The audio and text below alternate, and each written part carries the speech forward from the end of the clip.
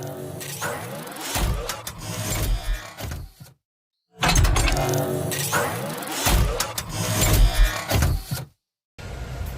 magandang araw mga ka-DIY. Dinalhan na naman ako nga ng aayusin na electric fan dito. Yan. Kaya nga mapapansin nyo yung shafting. Yan, lumang-luma na. May kalawang. Ito yung problema dito mga ka-DIY. Shafting na naman Ang tigas. Hindi ko pa na kunan ng resistance kung buo pa yung stator. Tigas na yung mga langis. Pag ganyan tumitigas yung langis, yan, overuse yung electric fan. Sa sobrang init, naluluto yung langis. Tapos paglamig ng halimbawa pinatay na, tapos paglamig, doon nakakapit yun. Tumitigas na yung langis. Stuck pa naman yung stuck pa yung stator nito. Kunan ko muna ng resistance mga ka-DIY. Dito ko na lang kukunin. Ayan, gaya sa mga ginagawa ko. Ayan.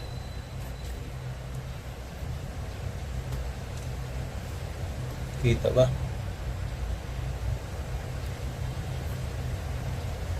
Wala. Switch muna natin dito. Switch natin.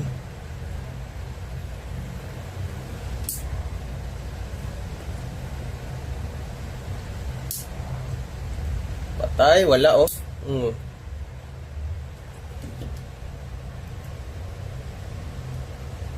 Ay.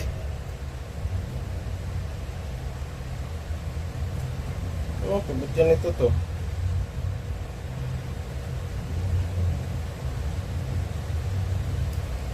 May iba pa palang problema paano kaya to Hindi kaya dito nawawalan din ng nahugot na yung niya. Ayan tabingi.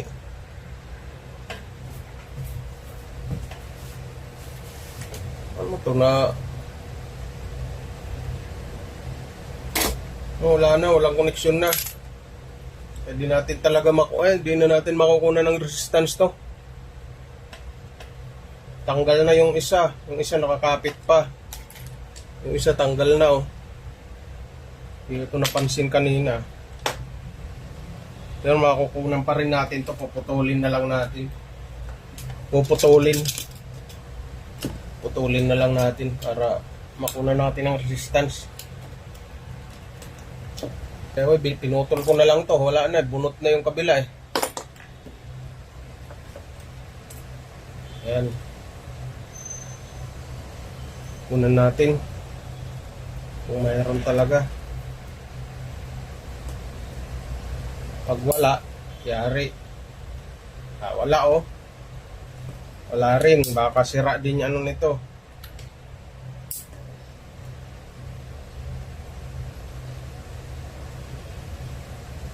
Opo, isa lang yung wala. Isa lang mayroon. Ito pa yatang kanina mayroon, ngayon wala na naman. Direct na tayo dito mga ka-DIY sa niya, may switch. Lulo ko.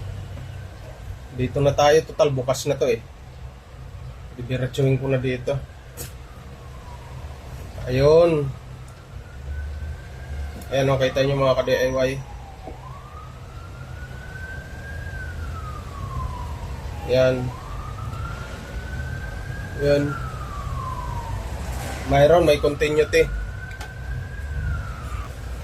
Ngayon buksan ko muna to mga ka-DIY. May pag-asa to dahil buo naman yung winding.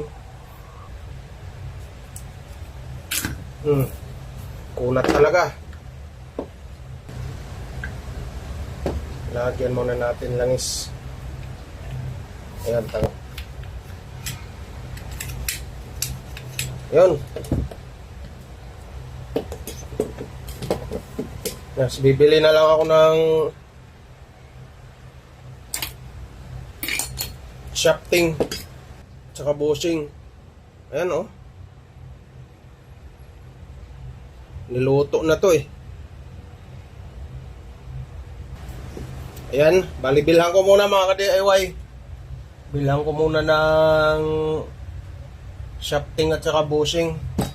Ayan, balikan ko na lang, may pakita ko na lang pag ano magpapalit na ako. Ito na pala mga ka-DIY. Napa-reshafting ko na. Ayan, buti yung nabilhan ko ngayon. Nagre-reshafting din sila kasama na reshafting. Yung iba kasi wala hindi kasama, bibili ka lang talaga tapos ikaw na magkakabit. Linisin muna natin tong lock ng spring. Yan, ito kasi yung spring, malagkit na rin eh. Malagkit tong spring.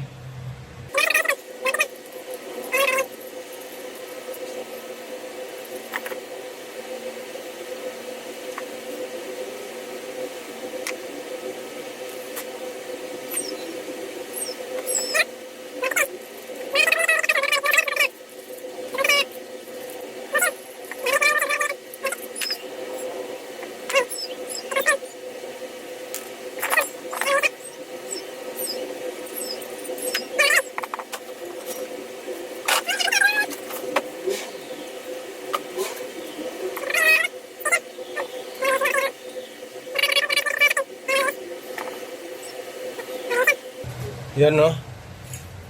Lagay na natin yung spacer.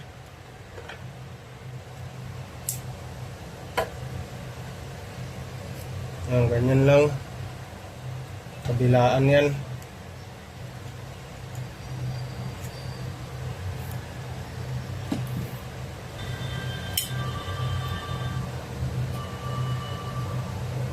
Yan, mahirap. Minsan mahirap talaga yan, kaya yung ginagawa ko.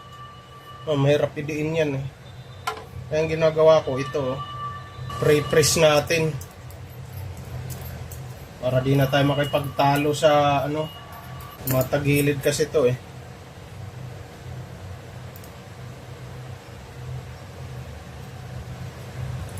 Ayan, tapos lagyan natin nito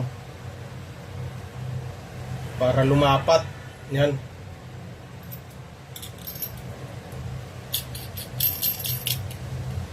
Para lalapat siya. Yan, lapat na yung gilid. Lalapat yan.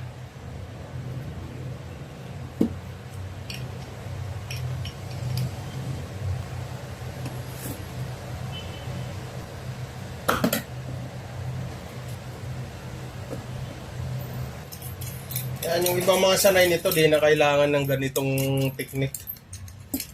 Ayan o. Ayan, tapos dito naman.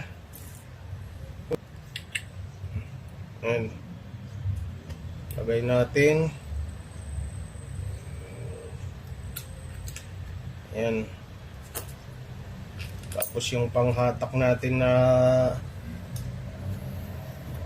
tornilyo.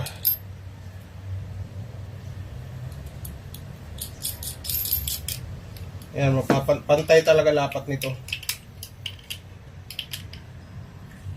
Lumalapat na yung gilid niya.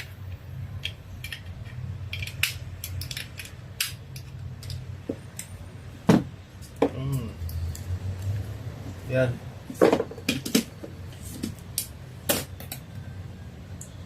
Ganun lang mga DIY. Ganyan lang ganyan lang palit ng bushing.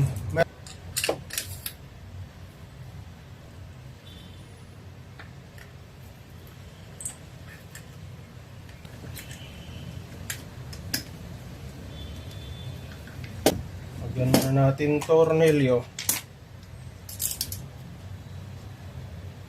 para ma-testing na natin to. Gearbox. Balik muna natin yung gearbox. So testing na natin yung napalitan natin ng shafting tsaka bushing.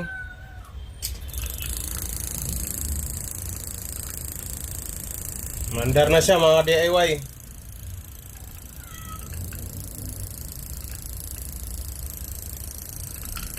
One, two.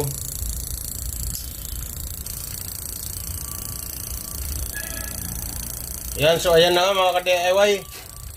Bali, shafting at bushing lang yung ano nito, napalitan sa halagang 60 pesos. Yan, gumana ulit. Maswerte ito, hindi bumigay yung ano, yung stator. Dahil sobrang ganit na kanina yung ano shafting. Yan, hanggang dito lang mga ka-DIY. Yan lang mga ka-DIY.